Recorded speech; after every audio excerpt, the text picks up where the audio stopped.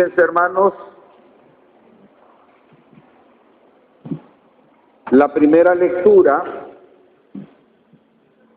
que hemos escuchado en esta liturgia de la palabra me llama mucho la atención, porque dice que junto al encinar de Mambré le dijo el Señor a Abraham las quejas que el Señor tenía contra Sodoma y Gomorra. ¿Qué estaba haciendo Abraham? Dios, ¿con quién estaba platicando? Con Abraham. Entonces quiere decir que Abraham estaba en un profundo momento de oración con Dios. Estaba orando con Dios. Lo primero que debemos de recordar, hermanos, es que la oración es un diálogo con Dios. La oración es un contarle a Dios mis quejas y escuchar que Dios me dé luces para responder a las situaciones que yo estoy viviendo.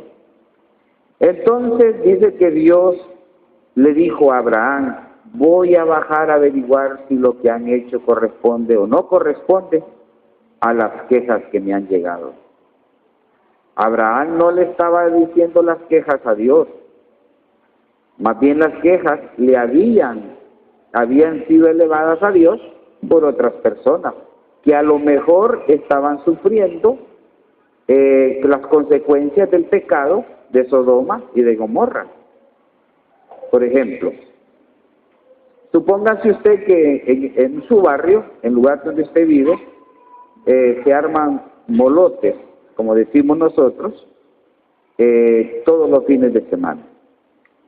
Y usted dice: ay, Señor, ya no aguanto tanto molote que se arma en este barrio todos los fines de semana.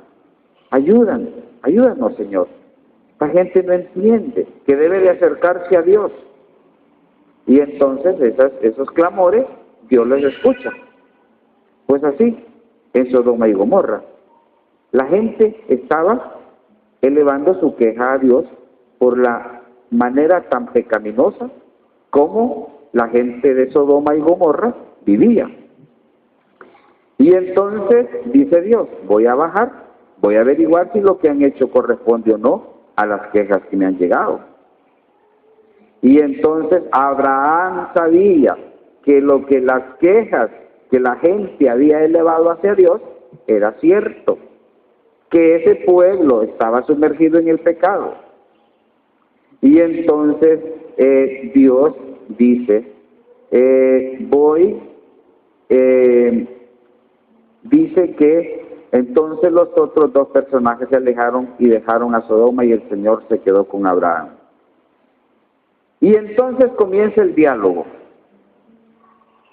¿Vas a realmente hacer perecer a los inocentes con los culpables?, le dice Abraham a Dios en su oración, como queriéndole decir: si tú no eres un Dios de venganza, si tú no quieres la muerte del pecador, tú no creaste al hombre para que sea infeliz, ni para que muera, ni para que sufra.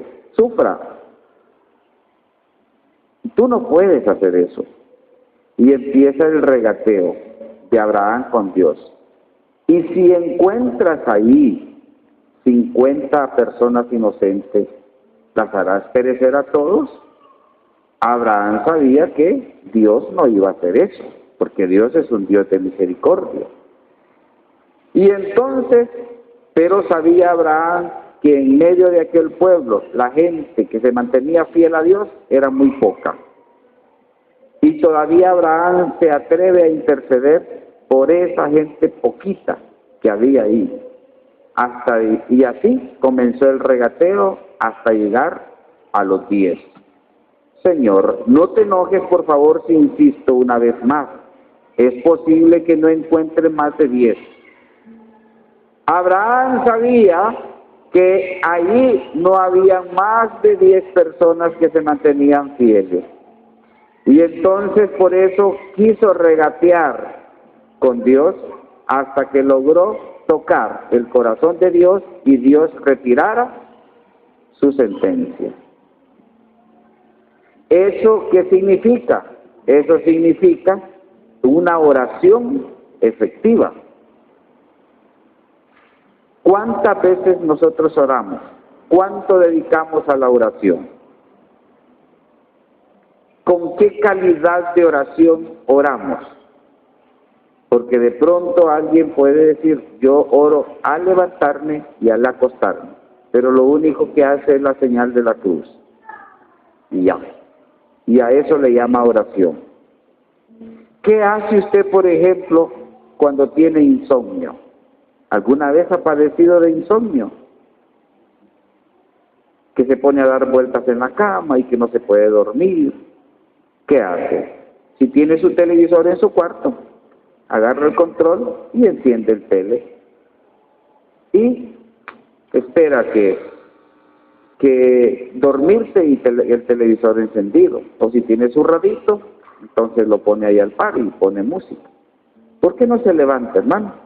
Levántese, doble rodillas, ore, pídale por algo que lo está angustiando y ahí el Señor va a responder.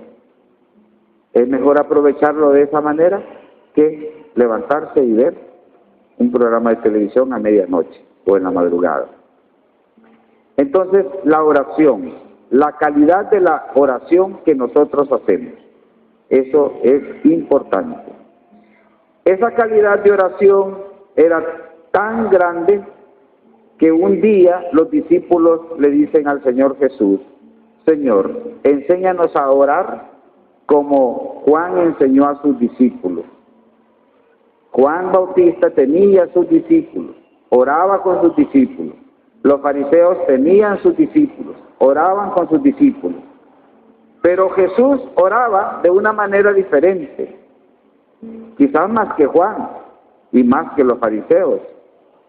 Y entonces eso llamó la atención a sus discípulos. Les dice, nosotros queremos aprender a orar como lo haces tú, para poder distinguirnos de los discípulos de Juan y de los discípulos de los fariseos.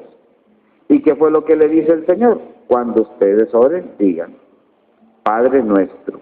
Allí a mí me encanta, porque lo primero que el Señor propone es que los discípulos se dirijan a Dios como Padre. ¿Y eso tiene alguna novedad? Pues sí, muchas. ¿Por qué?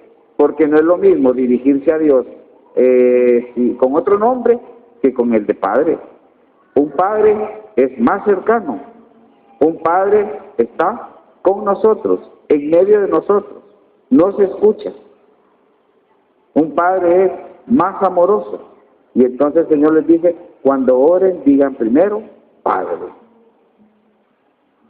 Y así el Señor les enseña la única oración que es la que repetimos nosotros todos los domingos, todos los días y cuando hacemos cualquier evento religioso.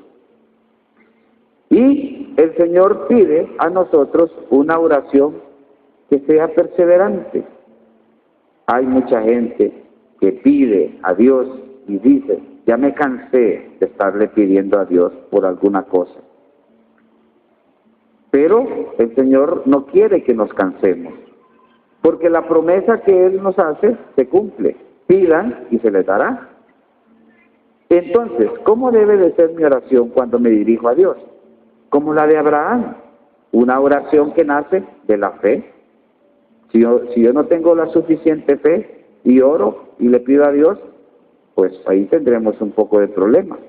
Pero si yo le pido al Señor fe para poder orar como a Él le gusta, ahí vamos bien. Una fe que no dé lugar a dudas.